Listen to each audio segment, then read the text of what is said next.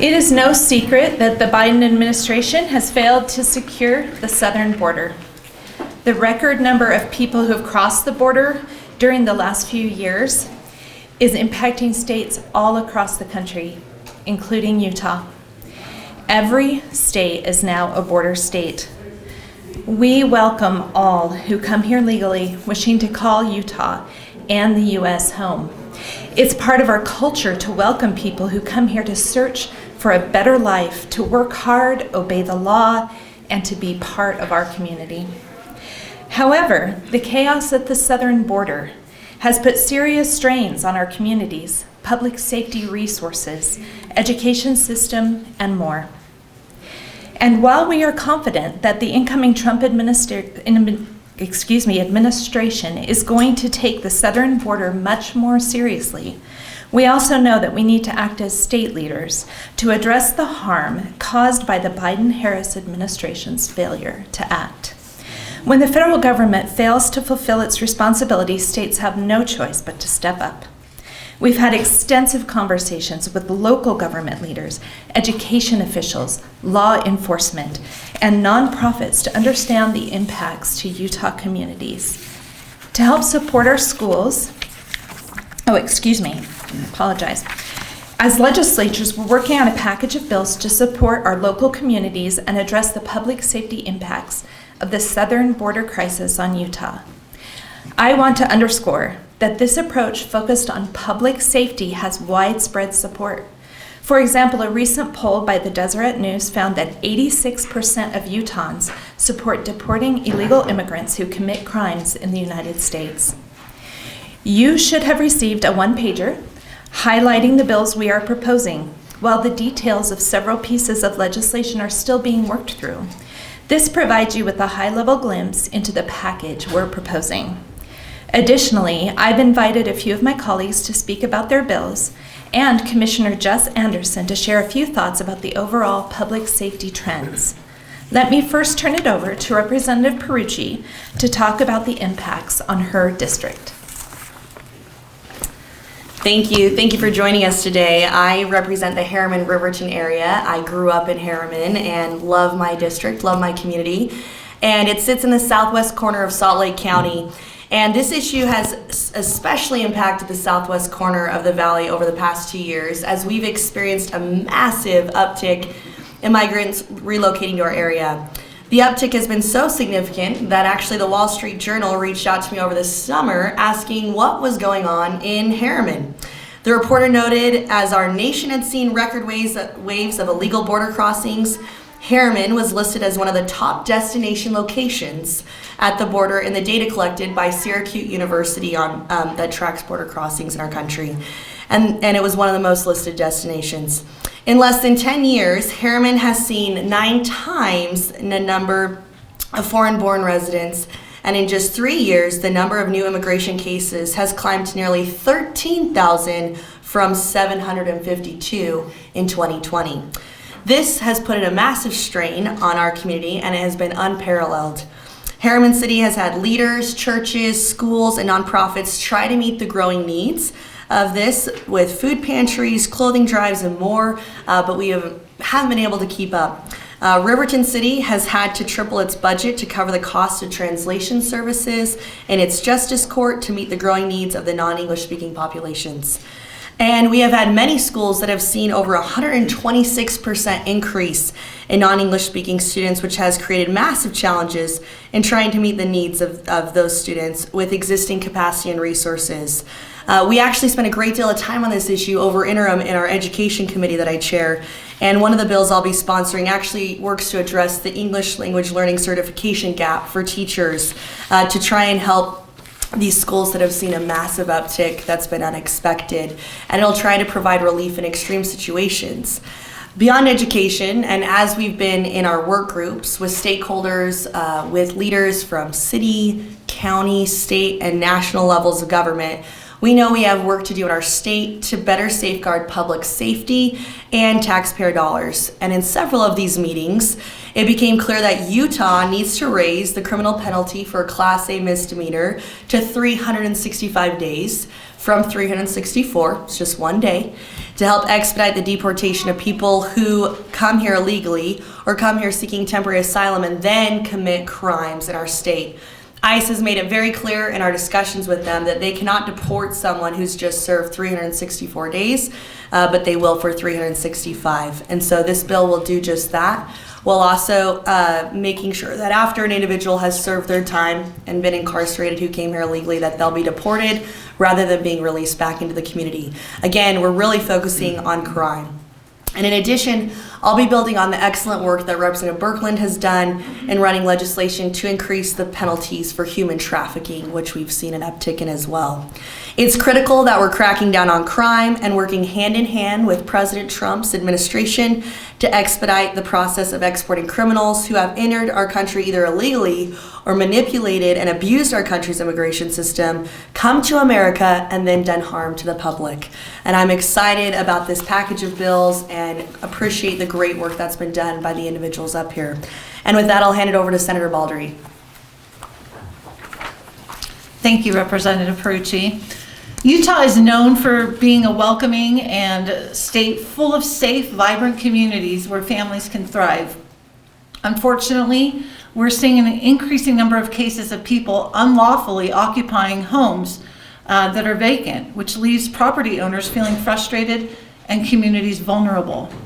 This problem is particularly common with second homes or vacation properties where owners come back after being away for just a little while, only to find out that someone has broken in, started living there without permission, and in many cases caused significant damage.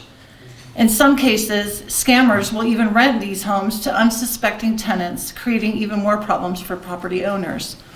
In my district alone, I've had multiple constituents reach out to me in 2 different cities, underscoring the need for stronger protections. Every Utahn deserves the peace of mind of knowing that when they're away, whether for work, travel, or personal reasons, their home is safe and secure.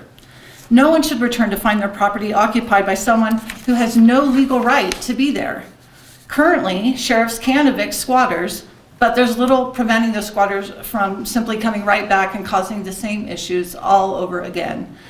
Property owners need better, more lasting protection that can break the cycle, enhance security, and restore law and order.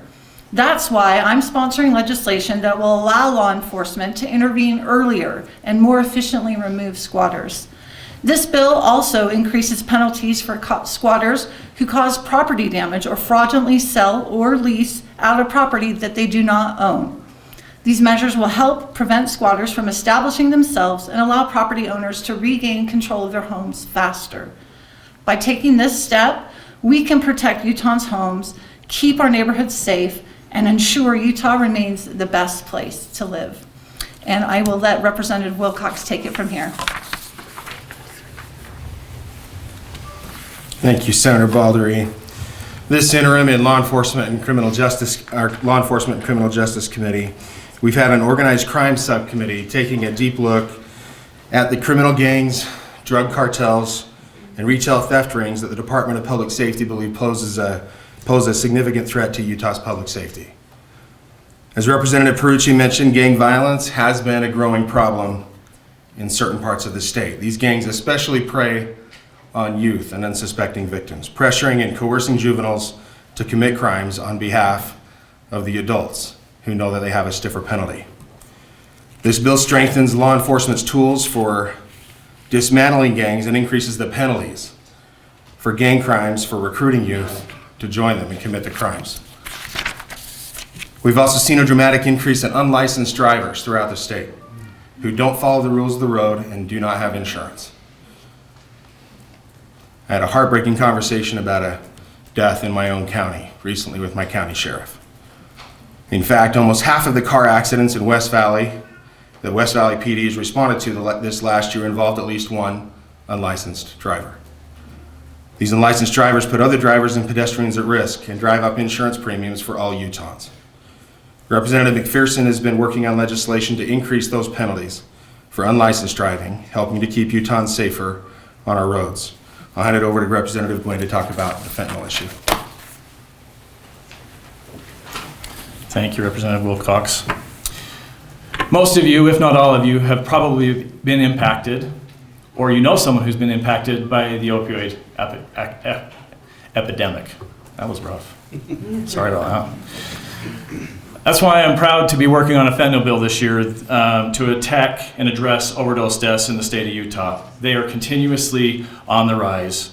The primary reason for the spread of this rise in overdoses is the spread of fentanyl, a synthetic opioid. It's now the #1 cause of drug overdose deaths in the state of Utah. According to the DEA, as much as 70% of the fentanyl pills on Utah streets contain a potentially lethal dose. Anecdotally, in the law enforcement world, we briefly talk about having to really only train dogs on fentanyl, because if we were to train the dogs just on fentanyl alone, they would still find heroin, marijuana, methamphetamine. Fentanyl is touching everything when it comes to illicit drug use in the state of Utah. In 2023, Utah law enforcement officials seized 2 million fentanyl pills across the state. Obviously, the challenge of fentanyl goes way beyond immigration, but there's no doubt that these drugs are coming across our porous southern border and are being peddled by transnational drug cartels and gangs who are profiting off of the addictions of Utahns. Fentanyl trafficking is leading directly to hundreds of deaths in the state of Utah every year. My bill will enhance the criminal penalties for trafficking fentanyl and will include a presumptive prison sentence. I've been working with the Department of Public Safety also on a proposal to increase the number of statewide drug interdiction units to help us be able to better attack the trafficking in the state of Utah, as well as other dangerous drugs that come across with the fentanyl. And with that, I'll turn it over to Commissioner Anderson.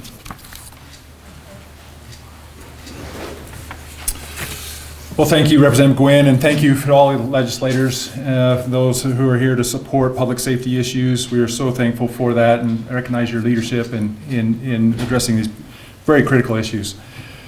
We recently have addressed these same concerns regarding public safety and illegal immigration and fentanyl with Governor Cox, and also seeking help from our federal partners. The Department of Public Safety has increased its efforts significantly to target drug trafficking and distribution in our state.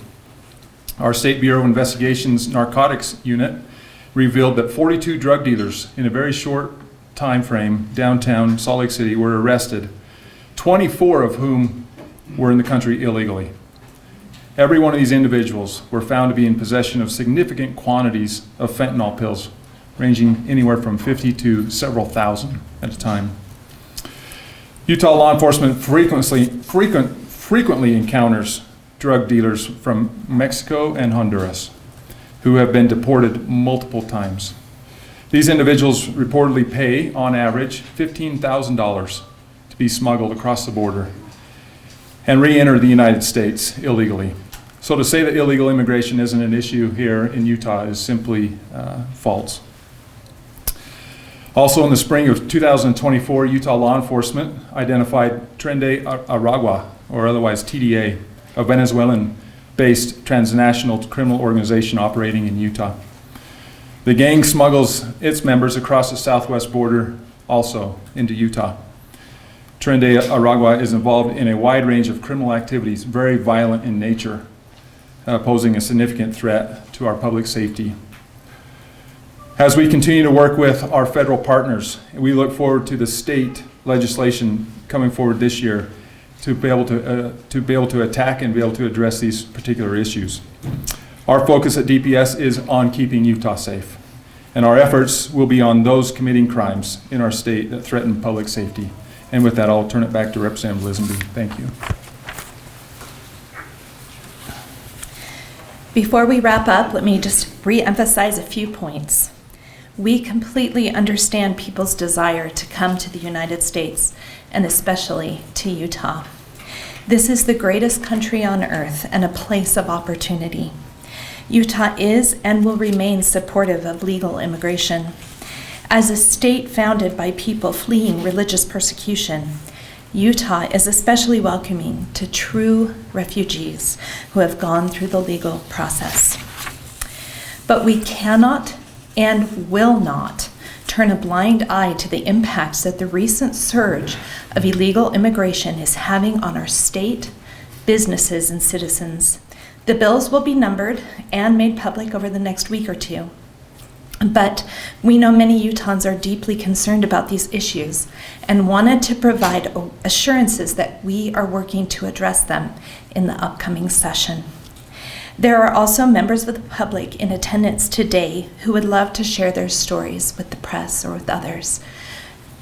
If you have any questions, please reach out to Alexa, our House Comm staff, who can put you in touch with the individual legislators running specific bills. Thank you very much for your attendance.